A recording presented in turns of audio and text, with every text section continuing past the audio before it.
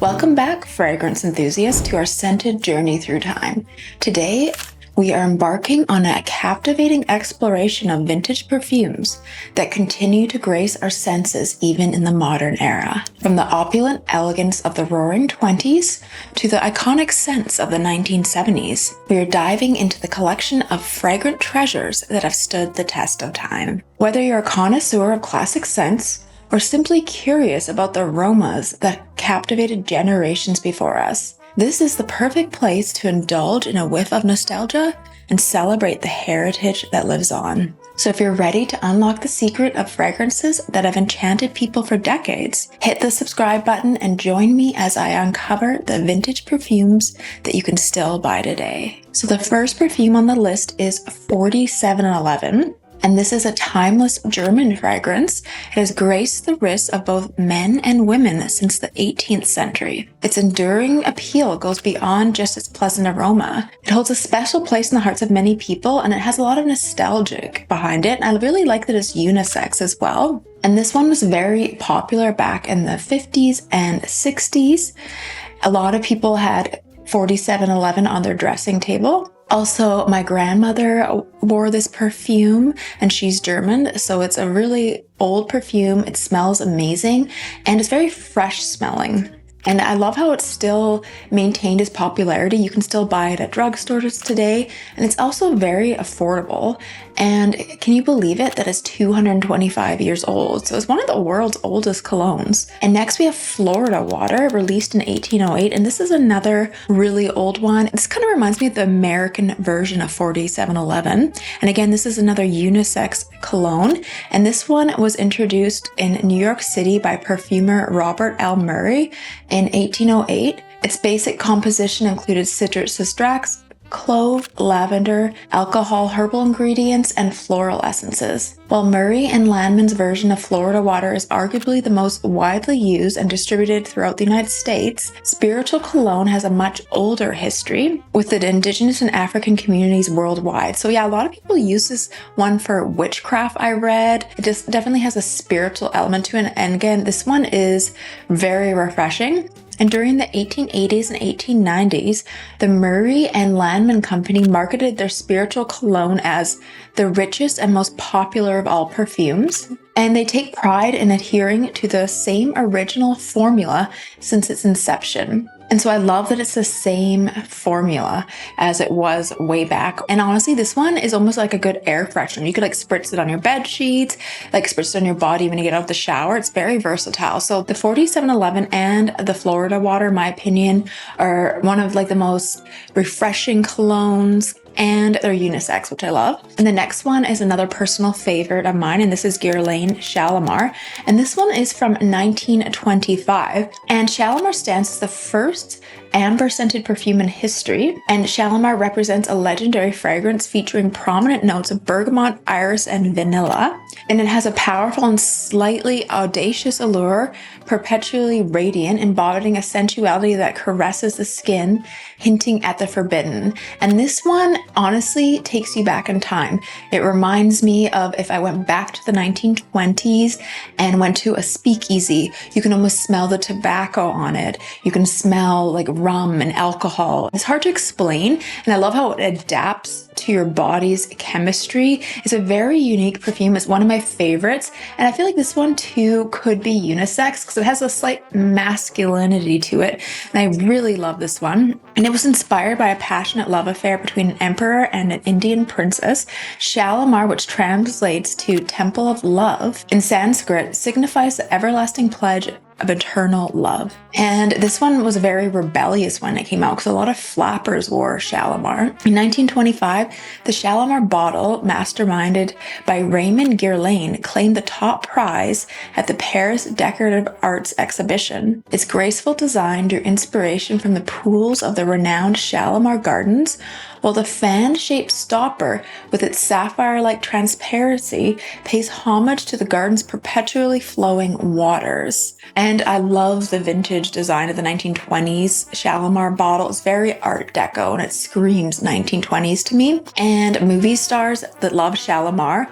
The first one is Louise Brooks, which is a 1920s star. We have Rita Hayworth wore it, Brigitte Bardot, Bianca Jagger, and these are just a few movie stars that loved Shalimar, and they were the earlier versions. I'd love to get my hands on an authentic 1920 Shalimar and compare it to the modern day one. And next we have Chanel No. 5, which is another 1920s perfume.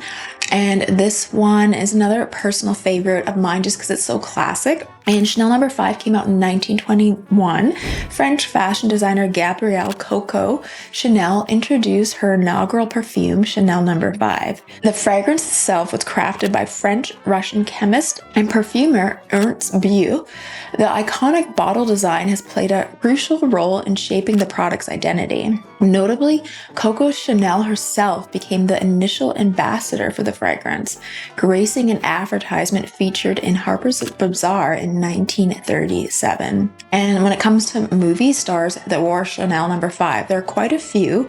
So the first one on the list is Marilyn Monroe, and she radiated femininity and sensuality through her mesmerizing beauty and curvaceous figure.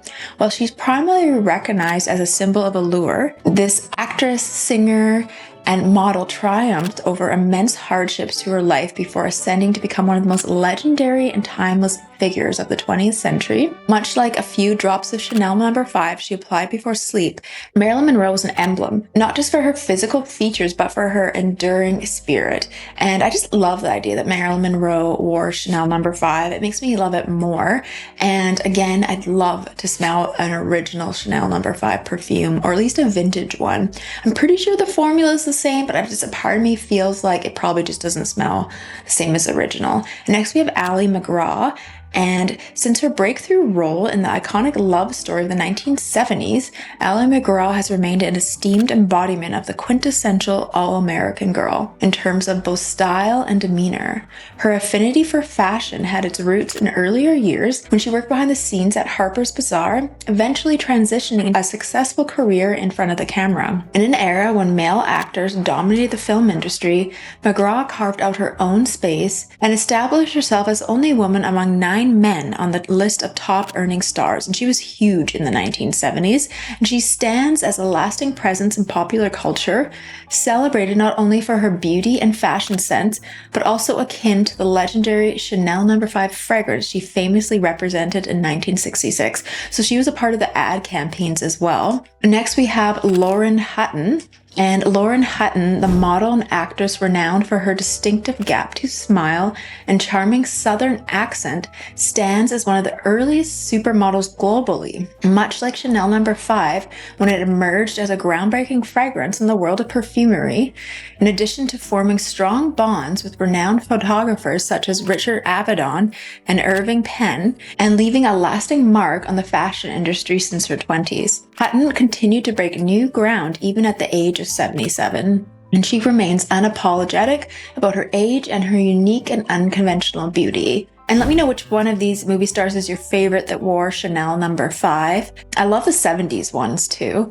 And now let's talk about Blue Waltz. And this one came out in 1927. And I included this one. I really like the bottle. I think it's really cute and unique. And this one's hard to come by. I think I did see it at Walgreens online, and you can get it at the Vermont Country Store. And Blue Waltz gained a lot of significance and popularity during the 1950s because of its heart-shaped bottle. And it had the little blue rosebud on the cap. So it has kind of a youthful vibe to it. And it was really popular among teenagers. They would wear it to prom and put it like a little bit behind their ears. So it was a really popular perfume for youth. It was kind of like a very innocent scent to it, kind of sweet smelling. It's almost like the older version of Love's Baby Soft. I don't think it was ever a really high-end perfume.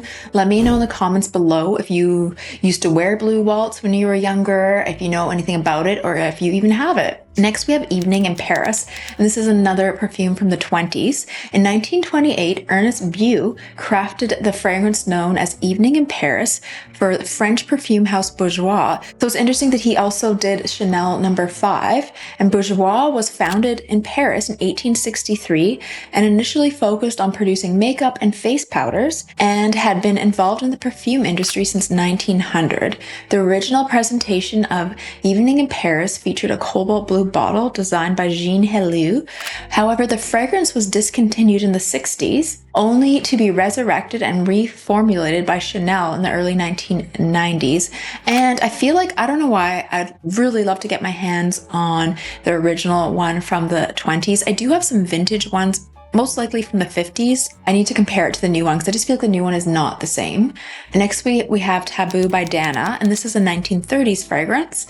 The initial fragrance produced by the brand Tabu, formulated by Jean Carles in 1932. Jean Carles was renowned for his skill in crafting exceptional scents using unconventional ingredients. Prior to creating Tabu, he was tasked with developing a perfume described as un parfum de puta, or a fragrance for a woman of the night. Consequently, Tabu was born, characterized by its sensuality and provocative nature. And Dorothy Dandridge, the trailblazing actress who earned the distinction of being the first Black woman to receive an Academy Award nomination for Best Actress, was often associated with Tabu by Dana as her signature fragrance. And although Tabu's origin was rumored to be designed for a woman of the night, which I previously mentioned, this claim was really not 100% proven. It was marketed as the tagline Tabu, the forbidden fragrance. So it kind of reminds me of a rebellious fragrance, and its composition encompasses elements such as bergamot, clove, rose, amber, moss, patchouli, sandalwood, and vetiver. And I feel like this one, the new one, is just not the same as the original 1930s one. I have a feeling the 1930s one has similar notes as Shalimar. I can picture it being like a kind of dark, mysterious fragrance. I love the vintage ads for Tabu. And now we're going into a new era in the 1940s, and the perfume that I'm going to talk about next is Miss Dior. And following World War II, numerous designers were motivated to influence the direction of society. The perfume Miss Dior was introduced in 1947, shortly following the launch of Christian Dior's highly praised New Look collection in the fashion world. The name of the fragrance was a homage to the designer's sister, Catherine Dior, who was a prominent figure in the French Resistance and affectionately referred to as Miss Dior. And I love the remake of Miss Dior, to be honest, like the Natalie Portman version. I find the original to be a little bit stuffy for me. I do like the houndstooth bottle, but if I had to choose, I would choose the newer one. Let me know in the comments below which formulation you like better. And next we have Nina Ricci L'Air du Temp, and this was another 1940s perfume. And beyond being a mere perfume, L'Air du Temp represents freedom, love, and hope, intended to endure throughout the generations. Originating in Paris in 1948 and mirroring the hopeful atmosphere that emerged after the war, this fragrance medley serves as a feminine celebration of happiness. It stands as a pioneering spicy floral fragrance in the history of perfume.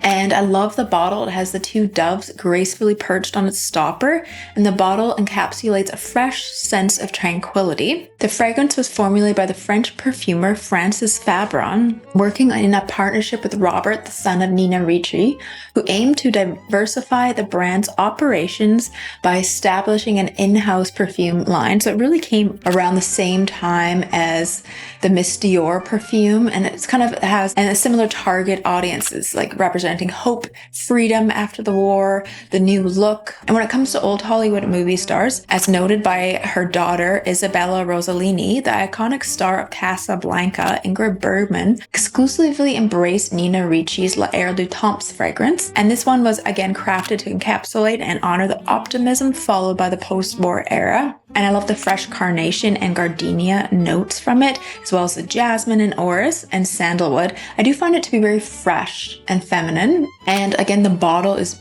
just stunning. I really like the original one as well. I feel like those would be quite collectible if you could get one. And next we're moving to the 50s with Estee Lauder Youth Do. And Estee Lauder had a vision of empowering women to purchase their own fragrances instead of relying on fragrances for gifts and from like their significant other. And to accomplish this, she introduced Youth Do in 1953. This unique product served as both a bath oil and skin perfume. And this groundbreaking concept disrupted the cosmetics industry, revolutionizing the sales approach for fragrances and catapulting the emerging startup into a multi-million-dollar enterprise. As per Estee Lauder Cosmetics, the fragrance consisted of a combination of rose, jasmine, and vetiver and patchouli. Additionally, the perfume garnered popularity among Hollywood actresses, including Gloria Swanson, Joan Crawford, and Dolores Del Rio. And I personally don't necessarily like Youth Do. I find it too strong for me. Maybe the bath oil's good, or maybe you just need a tiny bit on your wrist, but maybe it just doesn't adapt to my skin tone. Let me know in the comments below, do you like it? And now we're moving into the 70s with Revlon Charlie. And in 1973, Revlon introduced the perfume brand Charlie. The fragrance was accompanied by an advertising campaign featuring model Shelley Hack wearing a pantsuit, which marked a departure from the traditional dresses and romantic themes seen in previous perfume advertisements. This shift aimed to appeal to a more empowered and self-reliant female audience. The top notes are Adelides, Hyacinth, Jasmine, and Gardenia, which I love. The middle notes are Lily of the Valley, Geranium, Jasmine, White Lily, and Violet. And the bottom notes are Vetiver, Musk, and Vanilla. I bought one of these on Amazon. I just feel like it's different again from the 70s version. I really didn't like it. It was too strong and heavy for me. But again, I really love to get my hands on the original version.